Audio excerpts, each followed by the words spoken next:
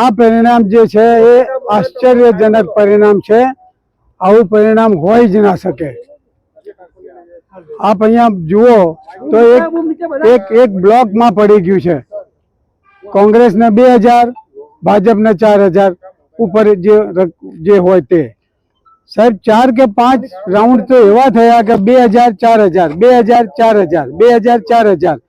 આવું શક્ય જ ના હોય। કદાચ એ 5000 જતા રહે ને હું 1000 માં રહું, કદાચ એ 4000 જાય તો મને 2000 કે 3000 મળે। ક્યાંક ને ક્યાંક ફર્ક પડવો જોઈએ આંકડામાં, જે પડ્યો નથી। હમણાં છેલ્લે મેં જોયું તો મને 700 મળ્યા, એમને 7000 મળ્યા। અરે ભાઈ, એમની કામગીરી તો બોલે, એમની કામગીરી શું છે? અહીંયા તો કોઈ એમને ઓળખતું છે નહીં।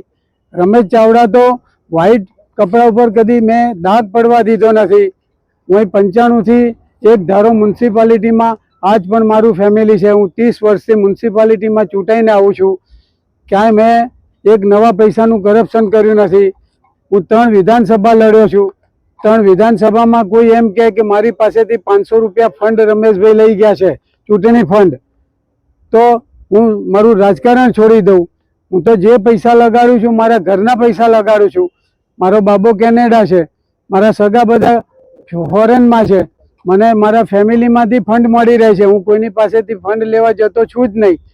વાત રહી બીજી, નાનામાં નાનો માણસ કે જે વાઘરી કોમ્યુનિટી, જે નીચામાં નીચી કોમ્યુનિટીમાં જે હોય, રાવળ હોય કે શું કહેવાય દેવી પૂજક હોય કે જે બીજા કોઈ પણ, તો એમના લારી ગલ્લા કંઈ આ ઉપાડી જાય કે કંઈ થાય, એ બધા ભાજપને મત આપે છે।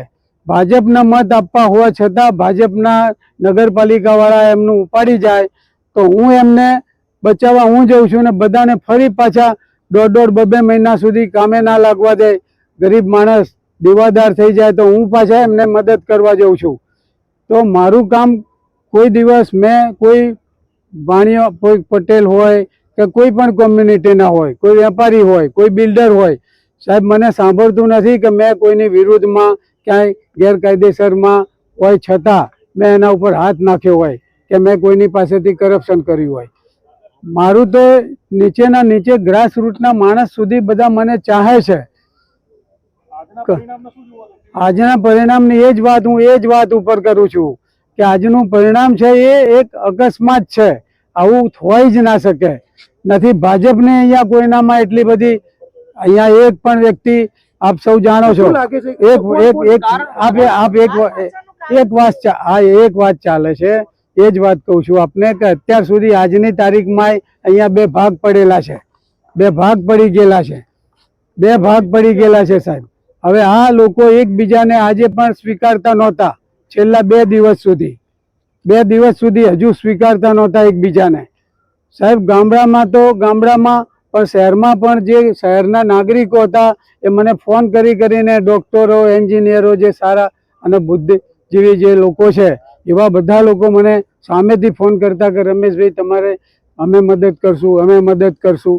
એની જગ્યાએ આટલું મોટું આ થઈ ગયું। બીજી વાત કહું કે અહીંયા બીજી એ જ વાત કરું છું ને ભાઈ, એ જ આજે એક વાત સમજો કે આ કુંડાળ છે કે કડીના જે બૂથો છે ત્યાં આપ સૌ જાણો છો કે 97%, 95થી 97%ની અંદર મતદાન થઈ જતું।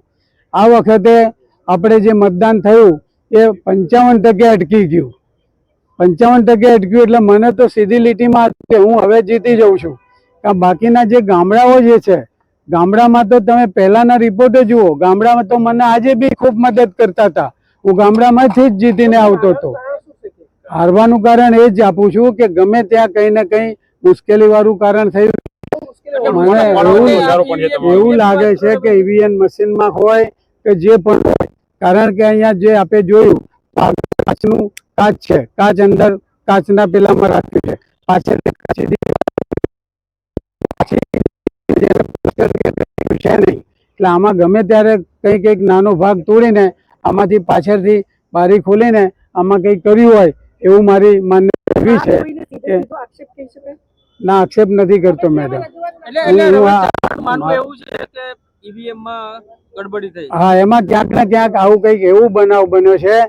બાકી તો આ જે પિક્ચર છે, આ પેટીઓમાંથી જે નીકળે છે એ શક્ય જ નથી સાહેબ. બેલેટ પેપર 44 બેલેટ પેપરમાં 4 મને મળ્યા, 2 કે 3 આપવાળાને મળ્યા અને બાકીના બધા ભાજપમાં ગયા. હવે તમે વિચાર કરો કે 44 લોકોએ ઘેર બેઠા જે બેલેટ પેપરમાં જે વૃદ્ધ હોય, અશક્ત હોય, આવા લોકોના જે બેલેટ પેપરમાં લોકોએ બેલેટમાં જે મત નાખ્યા એ ટોટલ એમની પાસે ગયા. 40 મત લઈ ગયા એ 44માંથી. હા, આ બધું એ જ્યારે 44 મત આપ્યા ત્યારે મારી પાસે આપવાળા ભાઈ હતા, આપના ઉમેદવાર. મેં મેં ત્યારે જ કહ્યું કે આ 40 પડ્યા ને ભાઈ, હવે રમેશભાઈ ચાવડા હારી જાય છે. આપણે આ સીટ આપણે હારી જઈએ છીએ. કોઈ સંજોગોમાં રમેશભાઈ ચાવડા હવે જીતતા છે જ નહીં, કારણ આખું આ વ્યવસ્થિત એક આયોજન પૂર્વકનું ગોઠવાઈ ગયું છે. અને એમાં એટલે જીતને પડકારશો તમે? અહીંયા તો કોર્ટોમાં જાઓ તો 5 વર્ષમાં અહીંયા પેલો પૂરો થઈ જાય ત્યાં સુધી તો તમારું રિઝલ્ટ નથી આવતું ભાઈ. કોર્ટોમાં જાઓ તો અહીં 1 મિનિટના ભાવ લે છે વકીલો. આપણી જ્યારે, હું તો સીધી લીટીનો માણસ છું એટલે આપણી પાસે એટલા બધા તો પૈસા નથી. આપ સૌ બધા જાણો છો, મને ખબર છે કે હજુ સુધી મેં આપ સૌને ટીવી આટલી બધી મારી કામગીરી લીધી તો પણ આપણે હું પૈસા નથી આપી શક્યો યાર.